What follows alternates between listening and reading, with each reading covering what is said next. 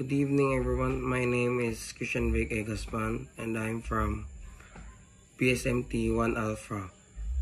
And I'm here today to tackle about irreducible complexity using one tangible object. And that object is a mousetrap, a simple yet effective device for catching mice. If you remove any of these components, like one, for example, is a spring, the hammer, or the bait, it ceases its function. The system requires all of its components to work together for the desired result, and each component must be precisely designed and placed for it to work. If you think the world is special biological system as like a mini mousetrap, with each element finely tuned, even a particularly purpose, it could point an intelligent designer supporting philosophical argument that the universe is irreducibly complex and may point that the existence of higher intelligence. Secondly, we'll tackle about fine-tuning of the universe. I have an example here. This is a smartphone.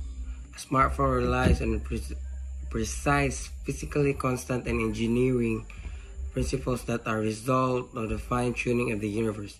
This includes the electromagnetic force that allows the circuits to work, the gravitational force that keeps everything grounded, and the speed of light communications networks, and many factors that enables the phone to function.